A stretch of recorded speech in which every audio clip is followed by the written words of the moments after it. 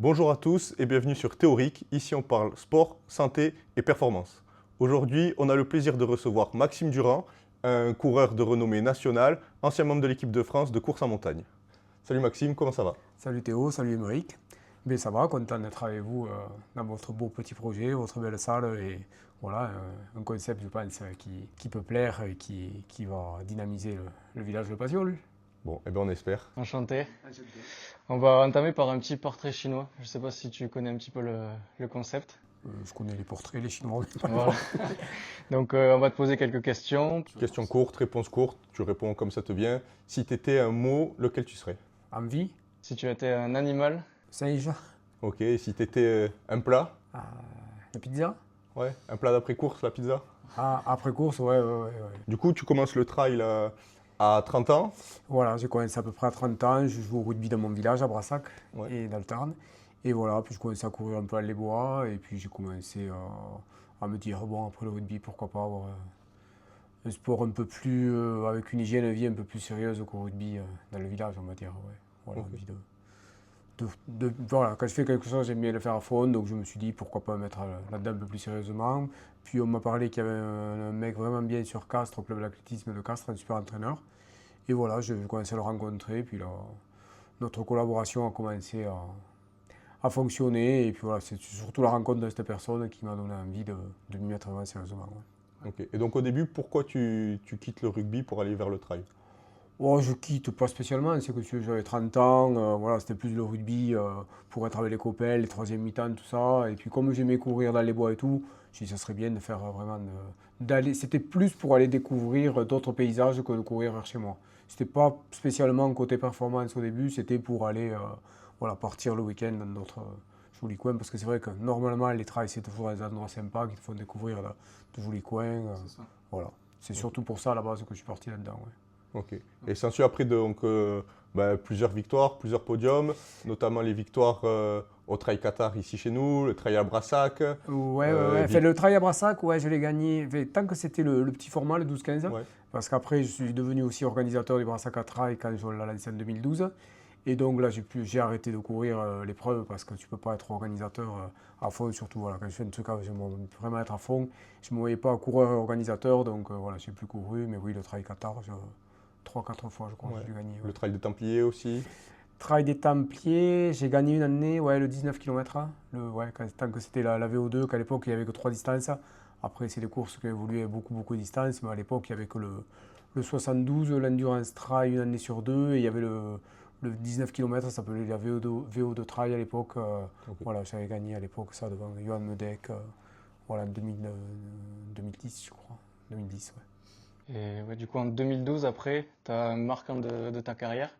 On a vu que tu avais gagné une médaille de bronze par équipe en Turquie. Ouais, 2012, ouais, ça a été ouais, une belle saison. Ouais, 2012, j'ai fait plusieurs trucs en même temps. J'ai fait la Coupe de France de course en montagne, avec des Coupes de France, beaucoup dans les Pyrénées. Et après, ouais, le champion de France de course en montagne, qui était à Gap.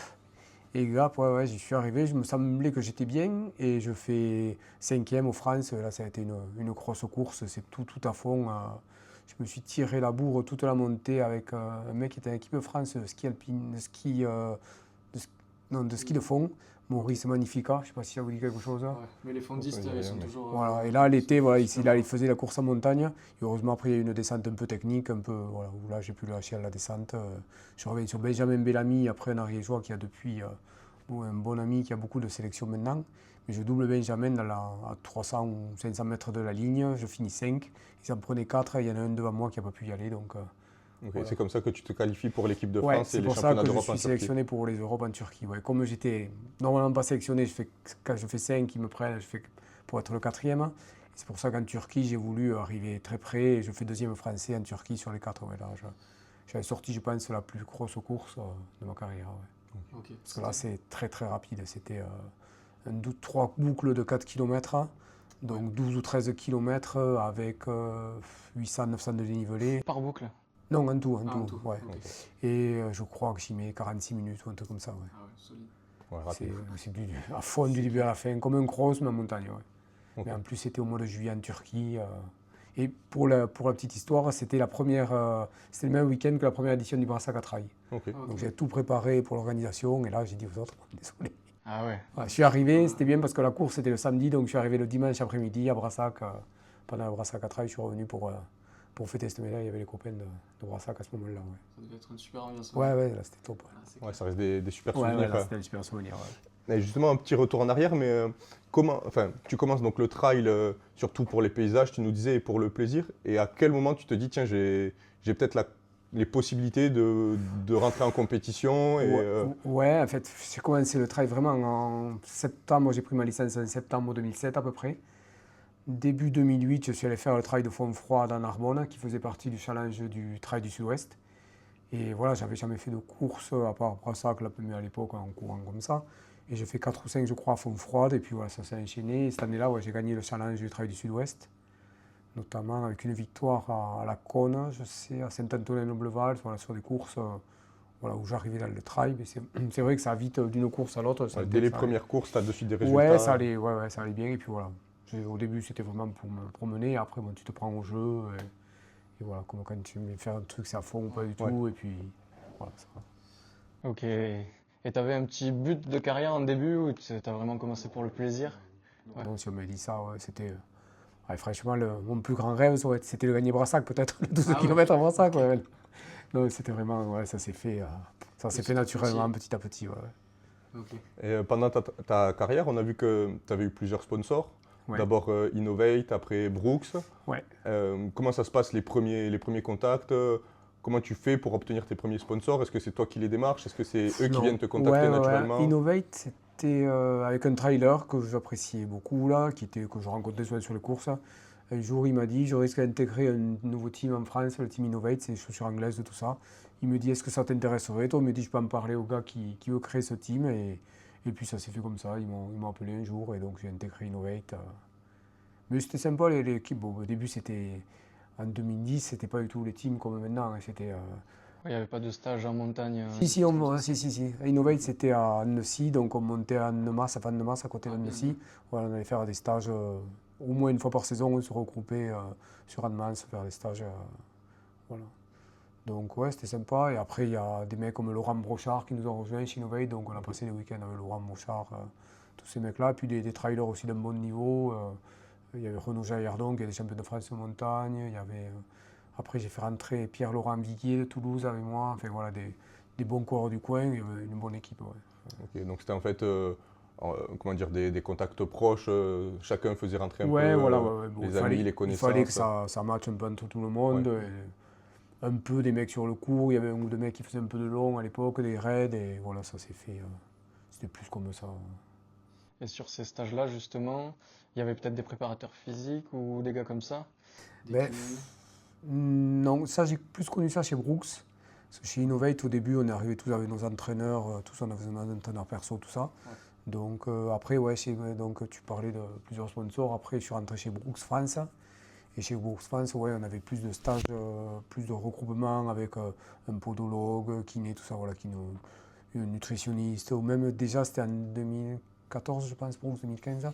On avait déjà des petits cours pour les réseaux sociaux, ça a commencé. C'est un peu plus professionnel. Ouais, c'était le début de tout ça, vraiment des réseaux sociaux à fond pour faire la promo. Voilà. Ok, justement, le sponsoring, c'était de quelle nature? C'était financier? C'était plutôt du matériel? Ouais, non, à l'époque, c'était du matériel et voilà.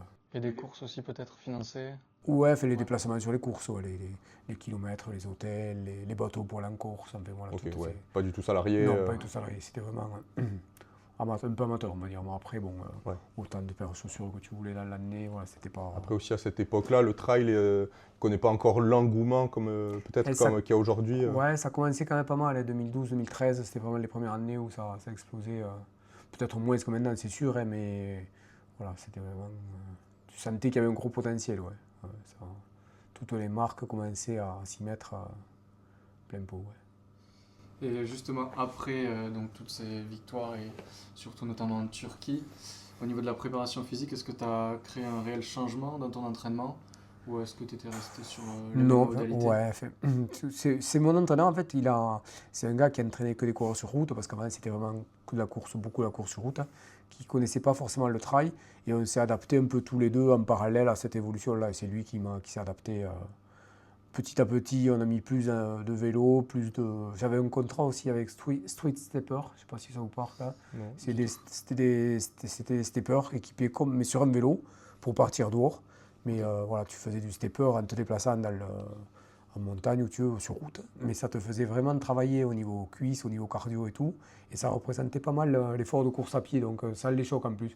Donc c'était un c'est pas super mal. entraînement ça. Donc en complément, voilà, beaucoup de vélo, de street stepper, des choses comme ça, la préparation.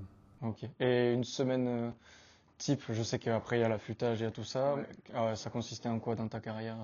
Ah, les grosses semaines, c'était à peu près 8-9 séances par semaine. Ok. Ouais. Le lundi, c'était toujours repos, soin, donc on parlait après tous les lundis, normalement j'allais chez le kiné, faire masser ou regarder s'il n'y avait rien de petites lésions qui pourraient arriver, qu'on pourrait détecter avant. Et après, j'allais courir le matin à 6 heures avant d'aller bosser, à peu près 3/4 d'heure à jeun. Le soir, une séance souvent de VMA le mardi.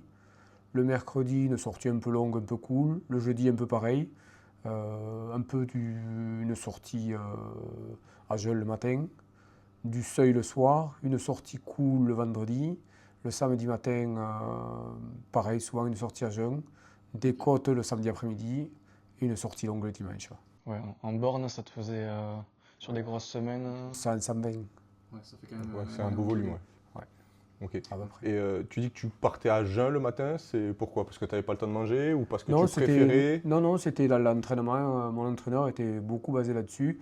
Il me disait que voilà, de demi-heure à 40 minutes à jeun, ça équivalait à 1 heure et demie voilà, et pour faire travailler le corps sur un temps plus court. Ouais. Et ça, c'était bénéfique après le soir parce que le soir, tu travaillais sur la fatigue. Tu faisais ton entraînement le soir sur la fatigue et l'entraînement du matin. Ouais, Mais c'était pas pas faire, bien sûr, toutes les semaines ou trop près de l'objectif aussi, bien sûr. Ouais, c'était là. Ok. Et c'est toi qui gérais ce planning-là d'entraînement ou ton coach il Oh était vraiment très non, strict sur. ouais, non, il fait les tests stress. On pouvait varier un peu, ou, voilà, on discutait beaucoup tout. Mais voilà, c'est vraiment l'ancienne, c'était un coach d'athlétisme. Tous les mardis, je passais au stade à Castres, il me donnait le papier Ouais. avec tout le plan sur la semaine. Ok. On en discutait un peu, mais voilà, ça variait pas de. J'ai essayé normalement de respecter tout ce qu'il me disait. Si vraiment un jour c'était la tempête complète, au lieu d'aller courir, je faisais 3/4 d'heure de biking le matin, mais c'était rare. Maintenant, il pleut ou il y a un peu de vent, je reste à faire de l'elliptique ou du biking dedans. Mais avant, il pouvait faire presque n'importe quel temps. Ouais. Je ne regardais pas exprès, là, je n'ouvrais pas les volets avant de sortir, je m'habillais, je sortais. Et, voilà, pour essayer d'être le plus. Ouais. Après, ça correspond aussi avec l'ambiance des compétitions parce que finalement, quand Ouais, tu ouais, pars en non, mais c'est ça, compétition, ça, tu ouais. cours pas que Oui, quand oui, il oui, fait c'est ça, beau c'est ça, ou c'est que ça. quand il n'y a pas de vent. C'est ça, ouais. Donc ça t'entraîne aussi aux Ouais. intempéries. Beaucoup d'entraînements de descente aussi, tu vois, s'entraîner. Ok. Beaucoup d'entraînements côte, mais après beaucoup d'entraînements de descente, à monter en marchant, et après en descendant le plus vite possible, dans du technique, Ok. dans des conditions, voilà. Et justement, ouais, est-ce que tu avais un point fort en trail? Est-ce que tu étais plus un monteur, un gars qui descendait à fond? Ouais, C'était quoi ton profil? bon, le plat non, parce que j'ai pas les capacités à faire du plat, donc c'est vraiment pas là où j'étais fort. Mais après, oui. Mais après, c'est toujours pareil, ça va. Contre une certaine personne, tu vas être fort à mon côte, et contre d'autres, tu vas être fort en descente. Ça dépend contre qui tu tombes. Mais c'est vrai que moi, ouais, je suis plus à l'aise sur montée-descente. Et comme en France, tous les France que j'ai fait, j'ai beaucoup doublé du monde dans les descentes. Ouais. Ok, ouais, Voilà. c'est un gros point fort. Ouais. Parce que tu avais un Ouais. côté un peu tête brûlée ou quelque chose comme ça. Ouais, puis enfin, moi, tu te dis, c'était dur en montant, donc tant pis, maintenant tu y es, et tu restes concentré parce que ça peut être Ouais. dangereux, hein, mais tu te dis non, tant pis, tu vas pas. Voilà, tu sais pourquoi tu t'es carcassé la montée, maintenant il te faut faire le job en descente. Et voilà. Mais après, il y a des coureurs, voilà, j'ai un super ami catalan, Michel Rabat, on savait que souvent on a fait beaucoup de courses ensemble. Quand j'étais au mieux, je pense que je montais un peu plus, ça dépend un peu plus vite, il allait plus vite que moi sur les descentes, donc. Voilà, contre certaines personnes, tu sais qu'en descente. Ouais, tu ne pourras pas lutter, Ouais. ils vont trop vite. Mais après, quand c'est vraiment des coureurs qui viennent à l'athlétisme, des crosses et tout, ils ont moins l'habitude, on va dire, Ouais. que de mecs qui habitent toujours en montagne ou tout ça. Donc, voilà. Et sur ton entraînement, tu avais beaucoup de monitoring. Enfin, tu avais des relevés, fréquence cardiaque, des choses comme ça, où tu étais vraiment à l'ancienne. Non, non, à l'ancienne. Ouais, feuille de papier, Ouais, je fais mes séances. c'est ça. Beaucoup ressenti du coup? Ouais, beaucoup ressenti. Ça m'est arrivé qu'ils me disent de faire des entraînements à telle pulsation ou des choses comme ça. Mais non, ils me connaissaient tellement qu'ils me faisaient tout. C'était tout au kilomètre-heure. Hein. Ok, Voilà. ouais, carrément. Ouais. Il me dit, voilà, c'est. Autant de séances en fait.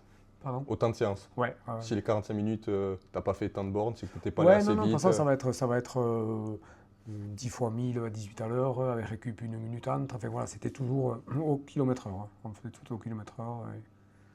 Et c'est là qui était costaud parce que je voyais les séances qui évoluaient. Quand tu regardais au début la séance, des fois, il me donnait à la semaine, mais des fois, j'avais 2 ou 3 semaines d'affilée. Et quand je regardais en fin de prépa, ce qu'il mettait, j'ai dit ça passera pas. Patrick, il me dit si, ça. Quand on arrivera là, je te promets, ça va passer. Et ça passait toujours, ouais. Non. Normalement, je faisais une séance avec lui par semaine sur piste. Et après, voilà, moi j'ai une foulée catastrophique. Donc au début, il a essayé de m'apprendre à courir. Et puis il m'a dit non, bah, il m'a dit continue à courir comme tu cours. Parce qu'il m'a dit on n'y arrivera pas à le changer. Et c'est passé comme ça. Donc, enfin, c'est passé. Voilà. Elle était comment ta foulée? Elle n'est pas aérienne, on va dire. Ah ouais. Ouais, ça c'est les séquelles du rugby. Pas très longue et pas très aérienne, ouais. Ok. Mais je suis beaucoup tombé justement en course parce que je tape beaucoup devant. Ouais. Et du coup, tu te chaussais en fonction ou non, pas forcément? Vers quelle paire tu t'es orienté aussi? Non, ouais. Chez Innovate, c'est vrai qu'Innovate, c'est des marques anglaises. Ils ont bien sûr beaucoup de terrains boueux, herbeux, tout ça en Angleterre. Donc c'était des chaussures avec beaucoup de crampons. Et justement, en France, avant Gap, la première année, je n'étais jamais allé aux France Montagne en 2011. Et on m'a dit, France, si tu fais les 50, il y avait un niveau de dingue. Et toute la descente, c'était au Pays Basque, mais c'était détrempé toute la descente. Je suis 11 ou 12 en haut, je crois, et je finis 7 en bas, mais en courant dans des. Ça a tenu justement des Innovate, ça avait été génial parce que. Ok. Et c'est pour ça, des mecs qui étaient à l'équipe de France, c'est là qu'ils m'ont dit, mais prépare-les comme il faut, là, parce que là, je ne l'avais pas préparé particulièrement. Et l'année après, c'est passé, ouais, donc c'était. Le bon sponsor au bon moment. C'est ça, ouais. C'est énorme. Ouais. Bon, après, bien sûr, il y a tout l'entraînement qu'il y a derrière aussi. Non, mais c'est pas négligeable, ouais. C'est clair. Et alors tu nous disais que le sponsoring c'était plutôt du matériel, donc pas de financement, pas de salaire, et que tu as un volume d'entraînement à presque 10 entraînements semaine. Comment tu faisais pour tout faire coïncider en plus de ton travail, pour que tout rentre dans la semaine? Ouais, c'est vrai que après j'avais le travail, j'avais les entraînements, mais après j'avais pas d'enfant, je peux pas dire que j'ai beaucoup de contraintes à part le sport et le travail, donc c'est vrai que le travail je pouvais finir à 16h à l'époque, donc ça allait pas mal pour ça, ouais, Donc un emploi du temps assez flex. Bon, 16h30 j'étais chez moi quand je voulais vraiment m'entraîner, donc ça. Bon, il faut le faire, mais bon, c'est pas. Le matin, tu commençais tôt ou pas forcément? Ouais, je commence vers 7h30 à travailler le matin. Ouais. Ouais. C'est pour ça que j'allais à 6h avant d'aller au travail, mais bon, ça, c'est pas trop une contrainte. Après, ce qui est plus contraignant, c'est quand tu vois les autres, quand c'est commence à être le printemps, qu'il y en a plein qui vont faire des apéros, enfin, c'est l'été, il y a des fêtes. Bon, je peux pas dire que j'ai pas fait la fête pendant que je courais à haut niveau, enfin, au niveau que j'ai couru, mais tu fais beaucoup plus attention et voilà, tu vas pas aller te claquer.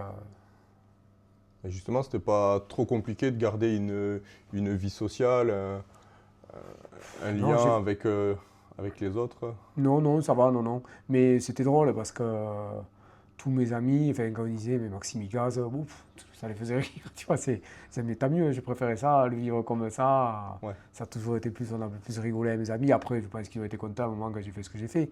Mais ça a été, c'est resté toujours. Voilà, les amis toujours, ils n'ont pas changé de regard ni rien à cause de tout ça. Ouais. Ouais, en fait, tu as gardé cette pratique amusement, quoi. Le Oui, plaisir au max. c'était le plaisir au max. Ouais. Après, chez Brooks, j'y suis rentré parce que j'étais super ami avec le patron de Brooks France à l'époque, qui est toujours un super ami à moi. Et voilà, ça s'est fait en Corse, autour d'un apéro, chez des amis communs. Et bon, si tu veux un prochain, je cours pour toi. Hein. Ça s'est fait comme ça. Ok. Et voilà. C'est bon. Ah oui, tu le connaissais déjà avant de en fait, travailler avec lui? On avait un super ami commun en Corse où on va toujours en vacances. Et voilà, on était toujours logés ensemble chez la même personne là-bas. Et ça s'est fait comme ça. Un soir de baptême. Ok. Allez, Un soir arrosé un peu. Ouais, un petit peu. Comme ils disent en Corse, on ne peut pas tout dire. Ah, c'est sûr. Et après, on a vu que de 2015 à 2019, tu as gagné énormément de courses. Peut-être j'ai gagné plus de courses après parce que justement, comme j'avais vraiment arrêté avec la construction de la maison et tout, j'ai dit à mon entraîneur, après je veux le prendre plus cool. Donc j'ai fait plus de courses, mais sans forcément qu'il m'entraîne. Parce que quand il m'entraînait vraiment sérieusement pour les grosses compétitions, comme enfin, j'ai fait vraiment à haut niveau de 2010, on va dire, à 2014. Et après, j'en ai profité, comme quand je courais vraiment à haut niveau, je faisais 4 courses objectifs dans l'année et 4 ou 5 courses de prépa. Et après, donc, j'ai voulu en faire plus comme ça, mais pour mon plaisir, pour aller sur des courses sans être forcément. Mais j'avais quand même le reste de l'entraînement d'avant, je pense. Donc, des courses peut-être avec moins loin, moins relevé peut-être, mais plus de courses, voilà, plus de courses plaisir, on va dire. Mais... Ouais, le Caroux, ben, c'est des courses qui étaient pas très loin de chez moi. Et puis c'est un coin qui est fabuleux, ouais, beaucoup de dénivelé, du caillou. C'est très beau et c'est des courses voilà, qui m'ont bien. Ça a une montée de 1000 mètres, une descente de 1000 mètres derrière. Ça le fait, ouais. Pas de plat. Non, il y a un petit plateau en haut, mais c'est tellement beau, il y a les bruyères que ça passe. Puis ça fait du bien, même là ça fait du bien. Quand tu as fini à monter du Caroux, ça fait du bien de récupérer 2-3 km sur le plat. Ouais. Ok. Mais tu n'as jamais fait de longue distance, justement? Non, j'ai fait le plus long, les Templiers, le 75, en 2012, je crois. Mais voilà, en étant blessé un peu sur la fin de course, enfin la moitié de la course, donc galère. En fin de saison, chaque année, j'avais un gros souci au niveau du pyramidal. Ok. Et ça m'a, justement, sur des courses comme ça, où les Templiers, même si c'est 75, c'est assez roulant. Et des prépas comme ça, il m'avait fait faire une prépa marathon. Et voilà, je sais que quand il me faut allonger la foulée, justement, ça me tire comme une sciatique, voilà, quand j'en fais trop. Et ça s'est déclenché, alors que j'étais dans le groupe de tête aux Templiers en 2012, je fais 12 ou 13, je crois, à l'arrivée. Mais voilà, j'étais passé en tête au 30e ou 35e aux Templiers, et ça allait bien. Et, j'ai vite senti, justement, après que ça allait coincer. Et, voilà, ça a coincé, mais bon. Ok. Et justement, pour cette gêne au pyramidal, donc qu'on appelle maintenant le piriforme, tu as fait un travail particulier? Il y avait, Ouais, franchement, j'ai beaucoup cherché, j'ai eu beaucoup d'ostéo, j'ai fait beaucoup d'ondes de choc à l'époque, c'était le début des ondes de choc, je pense. Et voilà, après juste mon kiné, des étirements, essayer de tout faire, mais je sais que ça arrivait toujours à peu près au même moment de la saison, si quelque chose qui me gênait pas et où je pense que ça se mettait moins en place, justement sur la pure montagne, où j'avais pas besoin d'allonger la foulée, où je faisais plus du travail de fréquence que d'amplitude. Ouais. Ok. Mais du coup, tu n'as jamais fait de renforcement, par exemple, ou de travail spécifique Non. sur la hanche et le bassin, ce Non, genre de choses? non. Peut-être à l'époque, c'était moins porté là-dessus. Et je pense que ça aurait pas fait de mal. Ouais. Et ton kiné, c'était un kiné qu'on t'avait conseillé? C'était un kiné spécialiste dans le trail ou... Oui, j'en ai vu plusieurs, bien sûr, à l'époque, parce que j'étais pas mal chez un ostéo sur Toulouse à l'époque. Et après, c'était tout simplement un ami à moi qui est kiné, ostéo maintenant sur Castres, Anthony Marty, et qui finalement, c'est celui qui a pensé au problème que j'avais en premier, et après avoir vu beaucoup de personnes. Et donc, on a essayé de le traiter comme ça, voilà, juste avec des étirements du pyramidal, c'est là qu'on a travaillé le plus. Et je pense que ça n'a pas été miraculeux, mais c'est ce qui m'a fait le plus de résultats, on va dire, que tout ce que j'ai pu faire avant. Ouais. Et c'était des deux côtés ou que d'un côté? Non, côté gauche, ouais, toujours. Ouais, potentiellement sur un pied fort ou pied faible. Et lui, il pense que ça viendrait plus. En fait, j'avais eu une blessure à la con au collège et j'aurais le sacrum qui s'est soudain de travers. Ah ouais. Et a priori, ça viendrait de la force d'avoir tout cherché. Mais ouais, ça faisait des douleurs. Je sais que des fois, j'allais faire des courses en fin de saison. Si j'avais plus de 2 heures de route, il me fallait m'arrêter en voiture pour m'étirer, me mettre à côté de la voiture. C'était con d'aller faire la course dans cet état parce que je savais que ça passerait pas et souvent ça passait pas. Ouais. Et après la course, du coup. Là, c'était affreux. Douleurs, la nuit, c'est comme tu avais un poids sur le pied, rien que le poids du drap me faisait. Donc, galère, ouais. J'ai galéré pas mal toute ma carrière à cause de ça. Ouais. Ok. Et justement, ça nous amène vers un autre sujet. Toi, tu n'étais pas trop porté sur la santé quand tu courais? Ouais, comme tout le monde, je crois que j'attendais d'être blessé pour aller consulter. Ouais. Peut-être maintenant les choses sont en train de changer maintenant, mais à l'époque, je sais que tous les coureurs, on était tous un peu. Ouais, c'est la performance qui guidait tes entraînements, qui guidait tes efforts. Ouais. Non, après, comme je te disais, voilà, justement en discutant avec l'entraîneur, c'est là qu'il y avait plus de ressenti. Et il me faisait baisser les. Heureusement que j'avais un entraîneur, je pense, il te faisait baisser l'intensité ou tout ça, ouais, quand il sentait que tu étais fatigué Ouais. ou justement pas faire trop de courses parce que. Ouais, parce que toi, tu n'aurais pas eu le recul pour justement te dire, faut que je lève le Ouais, pied. c'est justement quand tout va bien, tu te dis, allez, là ça va, il faut continuer. Ouais, Et- ça va passer. Ouais, C'est ça, sûr. je pense. L'élan de performance, ouais. Ouais, je pense qu'on est tous un peu comme ça. Et justement, c'est quand tout va bien que tu te sens encore plus fort que tu penses que tu vas pouvoir, mais c'est là que ça casse, ouais. Et au niveau nutrition, du coup, à côté, tu calculais un petit peu ou pas forcément non plus? Non, mais je calculais, ouais. Je faisais gaffe aussi quand même, 3-4 jours avant les courses, c'était, ouais. La surcharge glucidique, peut-être des choses Et comme ça. surtout là, faire le plein de glucides, de sucre là, enfin voilà, pas faire d'erreur le matin des courses, parce que c'est vrai que quand j'ai commencé, on partait tous ensemble sur le Challenge Trail du Sud-Ouest, avant d'aller faire 45 km, avant de m'intéresser à tout ça, je prenais un chocolat chaud et des madeleines. Hein. Ah ouais, rien dans le ventre avant de démarrer, ouais. Toi, tu qui te restes après sur le ventre, enfin, ouais. Donc au bout d'un moment, j'ai dit, il va falloir faire quelque chose, parce que je sentais que tout n'allait pas bien. Ouais. Pendant l'entraînement, enfin, pendant toute la phase de préparation, par contre, tu calculais pas ce que tu mangeais. Non. Ou tu faisais à peu près. Non, j'essayais de manger varié, j'essayais pas de manger n'importe quoi non plus, faire un peu attention à pas manger trop de gras, surtout que je viens d'un pays où c'est la charcuterie, voilà, et que j'étais plus amène à avoir des déchirures, on va dire, tout ça. Je voulais pas m'entraîner presque 10 fois par semaine et se péter parce que j'avais mangé un morceau de saucisson. Donc voilà, tu peux pas. Il y a quelques trucs où il te faut faire un minimum gaffe quand même. Mais bon. Et tu contrôlais ton poids ou pas du tout? Non. Ouais, parce que maintenant, Mais les coureurs, beaucoup, ils contrôlent. Non. Parce qu'ils savent que certains, ils arrivent à calculer que 1 kilo, ils vont perdre tant Ouais. de km/h. Non. Toi, Non. tu n'étais pas là-dessus. Non, mais voilà, quand tu t'entraînes comme ça, tu sais que tu vas fondre. Et donc, Ouais. Et au niveau des courses, est-ce que tu avais des routines particulières le jour d'avant, le jour de la course, pour te mettre dedans? Ça, c'est vrai qu'il y a plein de Ouais. personnes qui ont un petit peu ce rite-là. Ouais, nous c'était toujours pareil un peu, c'était toujours la veille de la course, c'était toujours une petite sortie de 20-25 minutes avec 5 ou 6 fois 30-30 pour faire tourner les jambes un peu plus vite. Et voilà, c'était non toujours pareil à peu près. Ouais. Ok. Ok. Et Rien, justement, rien l'avant-veille, cette petite séance la veille.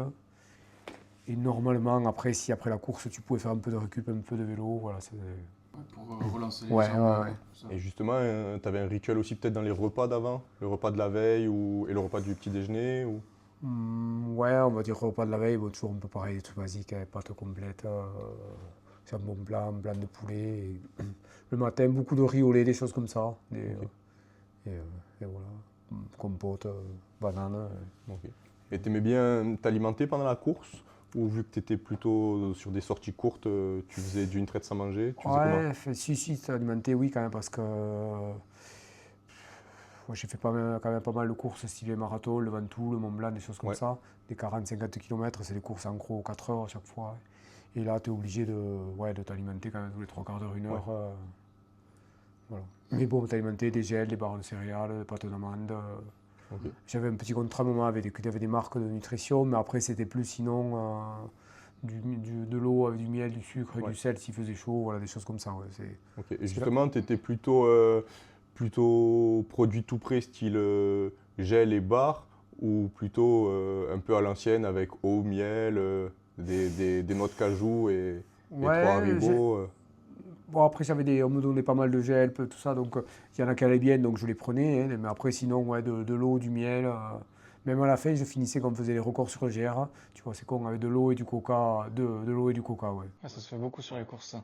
Au Ouais. coca, c'est vraiment les deux ensemble. Je trouve que ça passe à moitié coca, moitié eau. Je trouve que ça allait très bien et ça te met un petit coup de boost, ça te Ouais, met ouais, un bah peu de après, c'est sucre. sûr que le coca, dans la vie de tous les jours, c'est pas top, mais c'est tellement sucré et riche en C'est ça, caféine c'est ça. que Ouais. pendant l'effort, Ouais. ça va bien. Coupé à l'eau, t'as pas le gaz, donc t'es Mais pas par ballonné. contre, après la course, tu vois, le premier truc, c'était au moins une bouteille de ceinture ou une bouteille d'eau gazeuse avant d'aller boire du coca ou une bière, tout ça, des trucs, refaire le plein D'eau d'abord. d'eau avant que. Par contre, l'eau seule sur les courses, non, parce que ça te ballonne le ventre et t'es pas bien. Au moins, toujours couper l'eau avec quelque chose. Ouais. Et en termes voilà, de distance peut-être un petit peu plus longue, ça t'a jamais tenté de passer sur de l'ultra? Parce que vu que tu maîtrises cet aspect nutrition, on sait Ouais, que c'est ça qui non, bloque non, le non, plus non, aussi. non, parce que c'est vrai que j'aime bien l'effort quand même un peu. Ouais, Ouais, l'effort un peu violent, tu vois. Pour moi, je me suis vraiment éclaté sur des courses 4 heures. Déjà, je trouvais que ça allait très vite sur des. C'est intense, c'est pendant 4 heures, des choses comme ça. Et après. Mais il me tarde quand même que chaque fois que ça finisse un peu. Donc, Ok. voilà. Donc, non, les seuls trucs longs que j'ai fait un peu, c'est des records sur le GR20 en Ouais. relais. des choses de 10 heures seul, des trucs comme ça, mais pas plus. Ok. Et justement, ce GR-là en 2015, comment tu te dis, tiens, on va aller. Est-ce que tu te dis, on va essayer de battre le record? Ou est-ce que tu te dis juste, on fait le GR le plus rapidement possible et on voit comment ça arrive? Non, mais en fait, le premier record qu'on a fait, c'était avec Brooks. Et c'est Christophe Vatinel, le patron de Brooks, qui m'a dit je vais sortir une Cascadia GR20. Et voilà, pour lancer ça, ça serait bien qu'on fasse quelques vidéos en course. Me dit si tu veux, on fait le record sur la traversée du GR à 3. Et donc Christophe, à l'époque, qui avait 50 ans, je crois, a couru aussi avec nous. Donc c'était un des trois relayeurs. Et après, Stéphane Romagne, un ami corse aussi, qui était footballeur professionnel en Corse, qui après s'est mis à la course à pied. Et voilà, donc on l'a fait tous les trois et on s'est lancé là-dedans. Ok. Et vous aviez réparti comment les relais? Moi, c'était 2015. Ouais, c'était ça, ouais. C'était moi qui étais un peu on va dire, le plus en forme à l'époque des trois. Donc j'avais fait la partie nord, la partie plus dure. Ok. Plus courte, mais plus dure. Et après, non, ça c'était cool, ouais. Et vous avez réussi à battre le record avec un seul coureur professionnel, entre guillemets, avec que toi qui étais vraiment. Ouais, bon, après, c'était deux super coureurs, les mecs qui avaient fait des bons trucs avant. Hein. Christophe a déjà fait 5 ans en brun, à l'Ironman. Ok. Mais non, c'est. Un bon passif quand Oui, même. oui. Mais non, après, c'était top parce que c'était génial quand les copains là-bas. Et justement, le temps du record, c'est combien? Là, on y a mis, je crois, 34 heures à tous les trois. Et après, je l'avais refait avec Michel Rabat et André Prost en 2017, je crois, ou 2018. Et là, on y a mis 31 heures, je crois, un truc comme ça. Ouais. Et on est sur combien de bornes déjà sur ce GR-là? Le GR, c'est 170 avec 13 ou 14 000, ouais. Ah, c'est solide. Ouais, ça fait une belle moyenne. Ouais, et puis c'est surtout, après, c'est affreux, c'est des terrains inimaginables. C'est que des pierriers, Ouais, que du technique tout que le du long. technique tout le long. Ouais. Et au niveau température, tout ça, conditions climatiques, c'est costaud aussi, non? Tout dépend de la période. Nous, les deux, je les avais fait en plein mois de juillet, donc il faisait Ok, très ouais, très c'est chaud. Ouais. propice, ouais. Et ouais, la première année, j'arrive à Ascot, après 35 bornes, je crois. 35 bornes et 3005 positifs. Et négatifs à peu près, pareil. Et ouais, mon ami Corse, qui est une légende de là-bas, il devait tout m'amener au ravitaillement, il m'a rien amené. Donc je suis reparti sans rien. Ici, il avait une fond de bouteille d'eau dans la voiture. Et j'ai pris 5 euros, je me suis arrêté à un refuge un peu plus haut, acheté du coca. Et c'est passé comme ça, mais là, il fallait que ça finisse. Ah, ça devait être dur ouais, sur la fin, là. Ouais, mais bon, après, on a rigolé pendant une semaine, toute la semaine de vacances, parce que. Et il me disait toujours mais le miel c'est bon, mais ils l'ont tombé, après je t'en achèterai demain. Je dis c'est pas le mien, je suis là. Ah, ça doit être des souvenirs Ah énormes. oui, c'est fabuleux, ouais. oui. Non, c'était chouette. Et aujourd'hui, ce record, il est tombé ou c'est toujours vous qui avez le. Je crois qu'après, il y en a peu. Si, il y a des Corses qui nous avaient battus l'année d'après. Et je crois qu'on leur a repris, alors je ne vais pas dire la bêtise, je crois avec Andréou et Michel, mais c'était plus, il n'y avait plus de record officiel après à 3 qui existait ou un truc comme ça. Ouais. Je crois qu'il n'y en a qui a que le record seul qui existe. Ouais. Mais voilà, justement, moi, quand je l'avais fait, j'avais été accompagné par Guillaume Peretti, qui avait eu pendant moi le record seul, lui, qui m'avait accompagné pendant les 20 premiers kilomètres. Et aujourd'hui, là, après toutes ces aventures, en 2025, tu continues à faire un petit peu de compète? Non, T'as totalement arrêté? non, j'ai une dernière course, c'est janvier 2020, je crois, ou février, ouais, la ronde des Beaujos à Avenza. Et non, là, depuis plutôt Tossard, je cours tous les jours presque, mais voilà, pour moi. Enfin, je cours ou je fais du sport, j'ai une petite salle à la maison.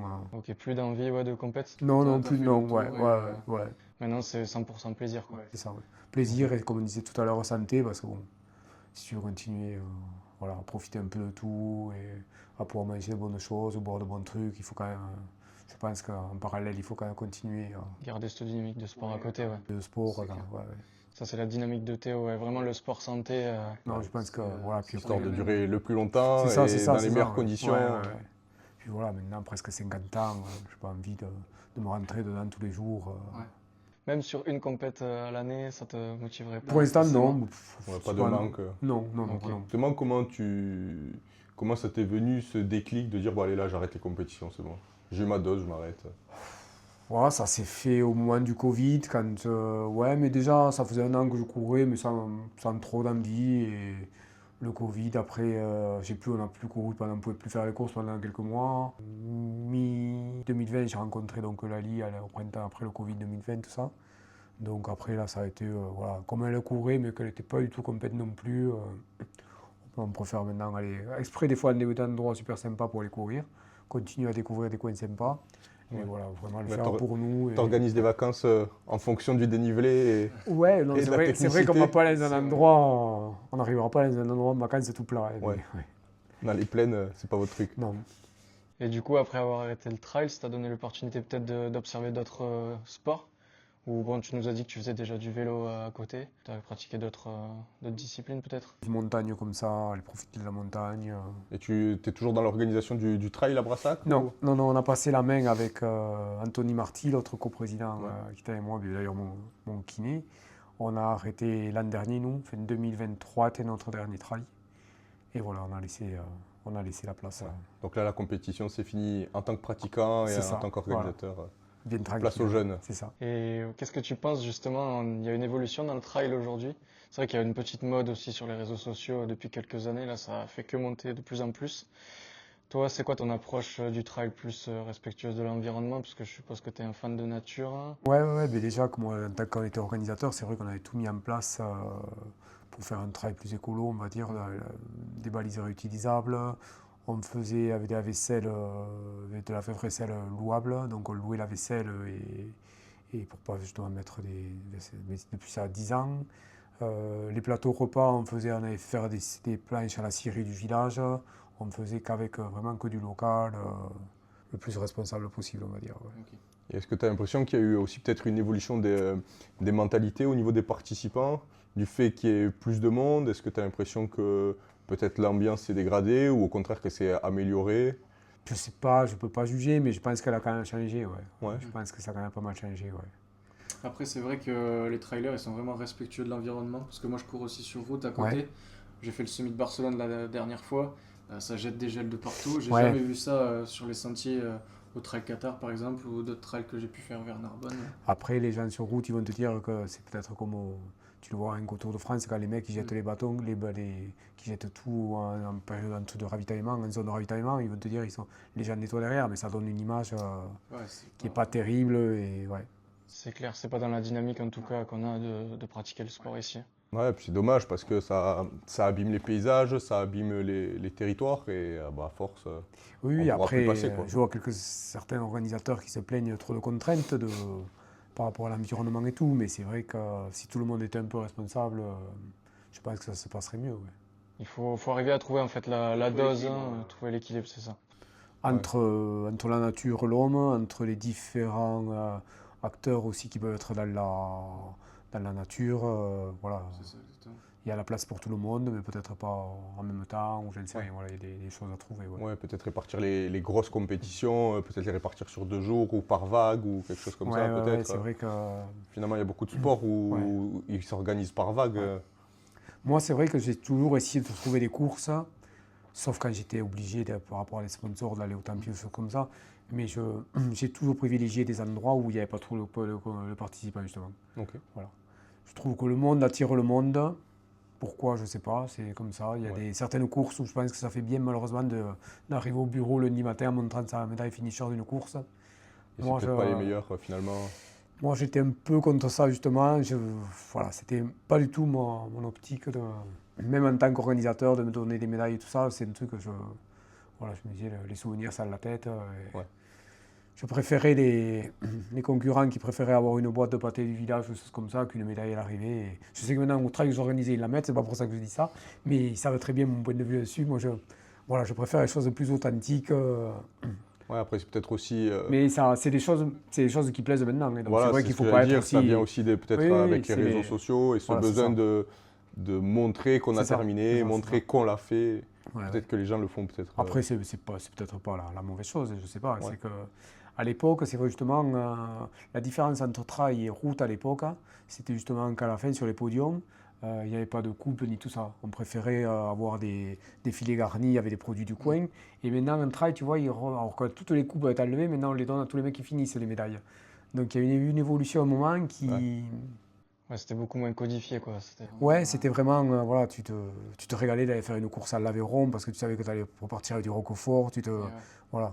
Mais bon, après, c'est normal que ça évolue aussi, c'est normal que les marques, il y a un gros business à faire dessus, mais en tant qu'organisateur, il faut faire, je pense, en fonction de son territoire et pour son territoire. Ouais. Et justement, tu as vu tous les coins de France ou il y a des endroits où tu n'es pas allé courir encore? Moi, je suis même allé en Champagne, il y avait une manche de Coupe de France en Champagne une année. Non, non, après, bon, sur les Alpes, les Pyrénées, la Corse, Pays Basque. Voilà. Et la Coupe de France, justement, ça fonctionne comment? Coupe de France, c'était des courses de montagne. Par étapes? Non, c'est tous les résultats qui comptaient à la fin de saison, les places, et voilà, ça Ok. donnait une. C'était une moyenne sur les meilleurs classements? Ouais, c'est ça, ouais. Coupe de France, vous avez fait aussi. Avant, les championnats de France de trail, maintenant c'est sur une journée comme les montagnes, mais avant il y avait un championnat aussi sur 5-6 courses, avec les trails courts et les trails longs. Et voilà, avec de belles courses. Et tes meilleurs résultats, c'est quoi en Coupe de France? Oh, je l'ai fait une fois, je crois que je finis 3-4. Ah, pas mal quand même. Ouais, ouais. Mais c'était l'année justement où j'ai eu le titre France, ouais. Enfin le titre, la 5e place, la sélection. Ouais. Voilà. Et à part Brassac, est-ce que tu as des coins de coup de cœur, justement, des parcours qui t'ont vraiment marqué Ah, les parcours corse, je dirais, s'il fallait choisir Ouais. un seul parcours. C'est les paysages qui t'ont marqué? Ouais, ouais, les paysages, puis ouais, l'ambiance corse sur les. Ouais, non, mais après des parcours fabuleux, ouais. Le resto Nica, les causes endroits comme ça, c'est fabuleux. Ouais. Moi, j'ai fait beaucoup le trail Cravona en Corse, et voilà, c'est voilà, un petit repas sur la place quand tu arrives, deux veaux criés qui brûlent depuis 2 heures du matin. Ouais. Et voilà, tu t'assois après autour d'une table, tu as des bières corses en pagaille, du fromage, de la charcuterie, le veau crié. Ouais, c'est aussi ça l'ambiance Oui, du oui, c'est trail, ça, c'est ouais. de la convivialité et le partage. C'est ça. C'est pas juste l'effort et se faire violence, non, c'est ça. tout ce Tu qu'il y a sais que tu vas autour. passer une journée entière avec les copains, et puis voilà, c'est ça. Ouais. Ouais, voilà, c'est l'authenticité. C'est clair qu'il y a des endroits, on aime vraiment aller chercher ce type d'ambiance, hein. Ouais, vers ici aussi, Pasiol, Cucugnac, il y a des parcours fabuleux aussi. Ouais, c'est clair. Tu fais toutes les crêtes, c'est magnifique. Puis là, cet aspect famille encore, on Ouais. le voit. C'est bien, il faut garder cet Ouais, esprit-là. ouais. Justement, les gens sont en recherche de coins authentiques. Enfin, j'espère encore que certaines Ouais. personnes sont en recherche de ça. Plus que de la marque que peuvent apporter certains noms et certaines Ouais. renommées de trail, quoi. Ouais. Ouais, mais je pense que ça tourne aujourd'hui plus cet aspect nature après le Covid. Il y en a qui ont eu cet appel, tu vois. Ouais, peut-être, ouais. Certaines Oui, c'est personnes, bien, du moins, ouais, qui ouais. ont eu cet attrait à recourir. Il y a ce retour à la nature, ouais, Mm. peut-être. Et pour revenir vraiment plus sur la pratique du trail, si c'était à refaire, est-ce que tu changerais des choses? Est-ce que tu mettrais peut-être plus de prépa physique, Ouais, je peut-être plus pense, d'accent sur la santé? Qu'est-ce que tu changerais si c'était à Je refaire? pense que je mettrais quelques séances de prépa physique. Ouais. Ouais. Aujourd'hui, c'est des choses que tu fais Ouais, on un a peu? fait un peu avec Lali des fois. Ouais. Ouais, je trouve que c'est pas mal. Ouais, ouais. Tu sens vraiment les bénéfices Ouais, ouais, je pense, ouais. Ouais, parce que on en a fait quelques-unes là, d'affilée depuis un mois et demi. Et quand tu pars courir, je monte à Crébus vendredi. Et tu sens qu'en côte, pourquoi je ne m'entraîne pas spécialement, hein, il me semble que je suis bien monté, ouais, tu vois. Ça apporte un peu plus de dynamique, un peu plus de force à les mollets, des choses comme ça. Donc c'est pas mal. Et avant, tu le faisais pas parce que ça se faisait pas, parce que tu n'avais pas envie, Hmm. ton coach le proposait pas? Ouais, ça se faisait pas trop. Et puis voilà, déjà, j'avais presque 9 entraînements par semaine. Donc, si. Quand j'étais en déplacement pour le boulot, je faisais des trucs basiques, faire des chaises à l'hôtel, des pompes, voilà, beaucoup de chaises, des choses comme ça, mais pas rien de structuré. Ouais, pas de programmation Non. spécifique. à la Pour ça, non, physique, voilà, c'était vraiment un lundi. Ouais, et ton coach, il t'avait pas proposé de remplacer, d'agrémenter certaines séances, sans forcément rajouter les séances, mais d'agrémenter Mais avec. si, on faisait quand même quelques séances où on enchaînait des chaises et des côtes, par exemple. Ok, Je me ouais. mettais au fond d'une côte dans un bois, faisais des chaises, et puis tu pars pendant 1 minute en côte, tu redescends, tu te remets en chaise. Ça, il me faisait faire beaucoup, ouais. Ok. Des séances muscu et côte à la fois. Ouais, avec du travail sous fatigue un Ouais. peu. Ouais. Et après, donc tu nous as dit que tu avais cette fameuse blessure. Tu as connu d'autres blessures marquantes dans ta carrière ou... Non, après, mais bon, malheureusement, celle-là, je l'ai, on va dire, Ouais, tu allez, l'as traîné, quoi. 2 saisons sur 3, je l'avais à partir du mois d'août, ouais, donc compliqué, ouais. Ok. Après, une cheville ou un truc comme ça, mais rien de. Non, rien de- Ouais, jamais de grosses blessures, Non. rien qui te bloque pour une saison Non. ou ce genre de choses. non. Ouais, Et c'est là sûr. aussi, au niveau de l'hygiène de vie, est-ce que tu changerais certaines choses ou tu estimes que c'était bien, Non, je pense que ça allait à peu près, Ouais. ouais. ça t'a pas empiété sur tes résultats? Non, je pense pas, non. Non, ça a été. Je sais que chaque fois que j'ai fait les meilleurs résultats, c'est quand j'étais tranquille au niveau blessure pendant 2 ou 3 mois, que tu peux bien te préparer, que tout s'aligne bien, on va dire. Et c'est là que tu es bien. Moi, j'étais toujours bien en début de saison, au mois de mai, juin, voilà. C'est des mois où j'ai fait mes plus beaux résultats. Je sais qu'après l'été, justement, c'était plus compliqué. Voilà, il me fallait toujours une coupure parce qu'après, sinon, ça Ouais. passait pas. Ouais. Ouais, après, c'est peut-être ça aussi qui a fait que tu as autant performer, c'est qu'il y a toujours un équilibre à trouver entre les contraintes que tu es prêt à supporter. Ouais. Peut-être que si tu avais essayé de plus performer en mangeant que du riz et du poulet, peut-être que finalement tu aurais craqué mentalement, peut-être que tu aurais... Ouais. Cet aspect aussi. Finalement, peut-être que ça aurait été contre-productif. Peut-être, ouais, ouais. Peut-être que c'était ce côté-là aussi qui te permettait de décompresser, de dire bah, je me prends pas trop la tête, de toute façon, je brûle tellement de calories que... Ouais, non, mais c'est sûr, tu savais que tu allais le cramer derrière. Donc, Ouais. à part faire attention pour ne pas se blesser, trop d'aliments, comme on parlait après, charcuterie ou des choses comme ça, ou Ouais, trop trop d'alcool, d'alcool. ouais, des choses comme ça pour ne pas se blesser. Après, le reste, tu l'élimines. Tu Ouais. pouvais aller manger une pizza, tu pouvais aller. Ouais, t'avais ce plaisir à côté. Ouais. Donc ça, c'est quand même important de garder cette dynamique-là. Ouais, ouais. Et après, vraiment, quand je coupais 10 jours dans l'année, par contre, là, l'entraîneur me disait fais ce que tu veux, mais passe complètement à autre chose, mange, bois. Ok. Et tu courais plus du tout? Non, non, c'était 15 jours de coupure. Non, non.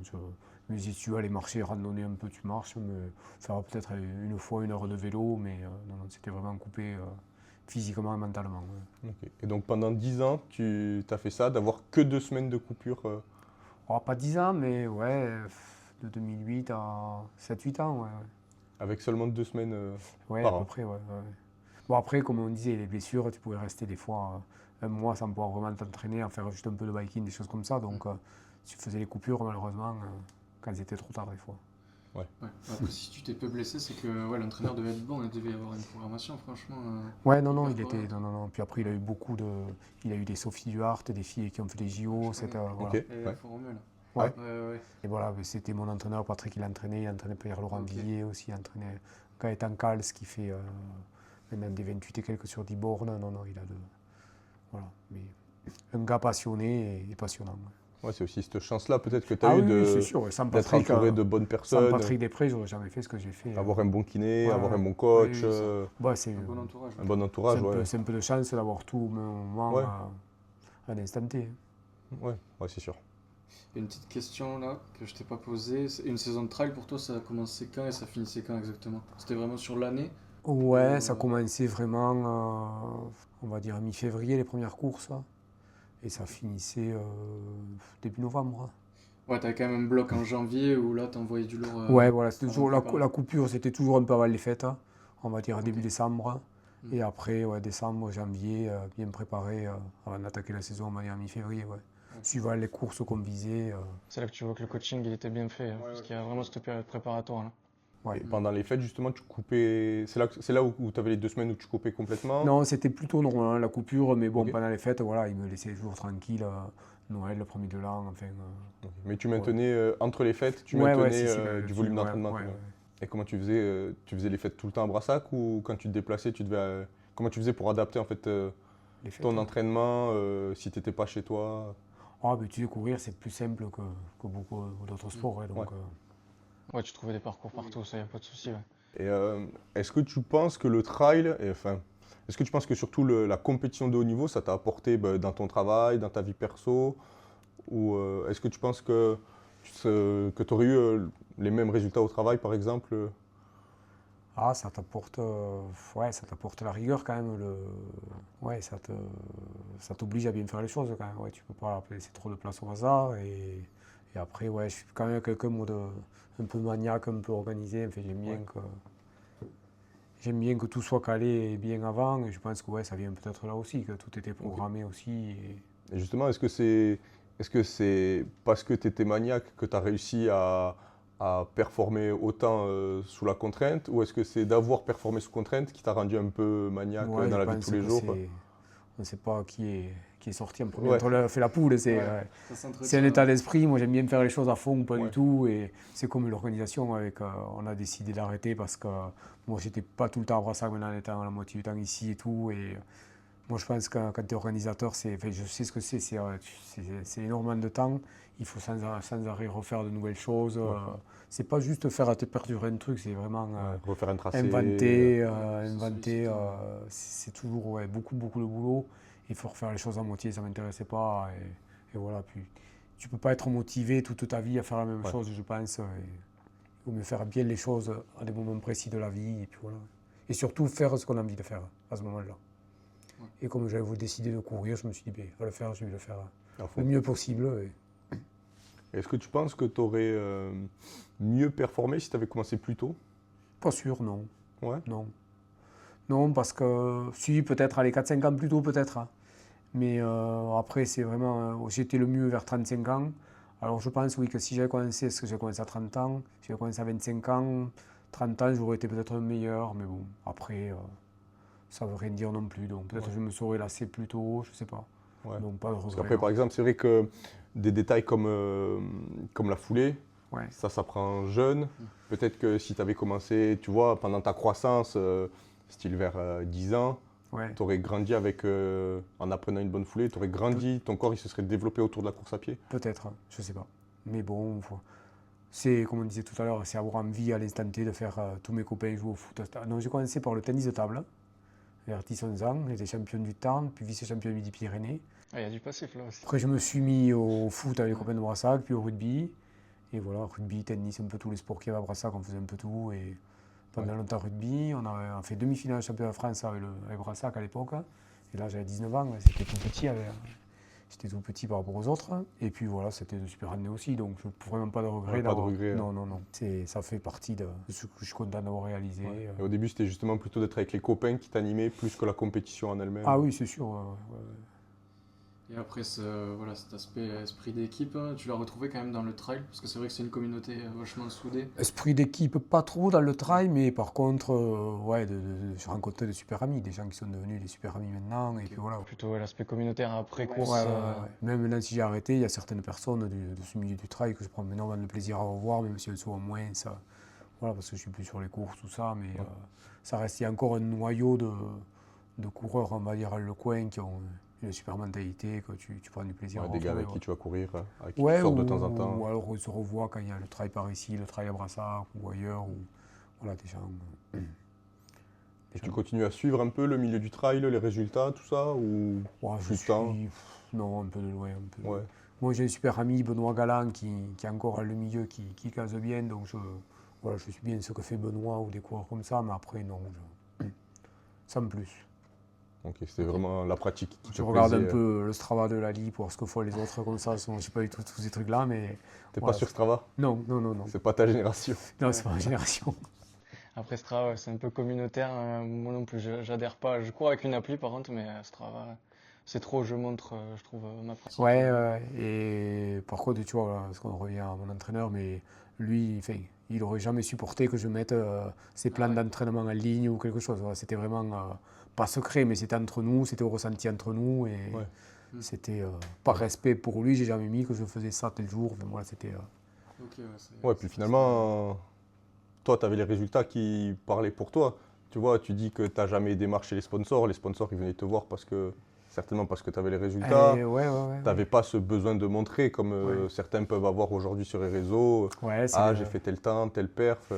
C'est vrai que c'est les nouvelles modes. Nous, avant, ce qui montrait ça, c'était le chrono, c'est tout. Ouais. Le chrono et la place à une course, pas une course seule ou des choses comme ça. Ouais. Mais bon. Ouais, ça évolue, c'est le changement de mentalité.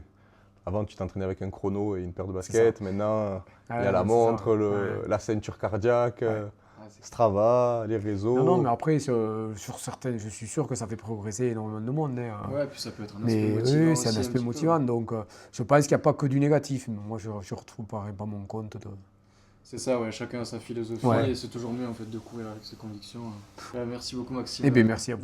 Merci d'avoir accepté, merci d'être notre premier invité. Et retrouvez-nous sur toutes nos plateformes, donc Apple Podcasts, Spotify, YouTube et peut-être d'autres qu'on va inclure bientôt.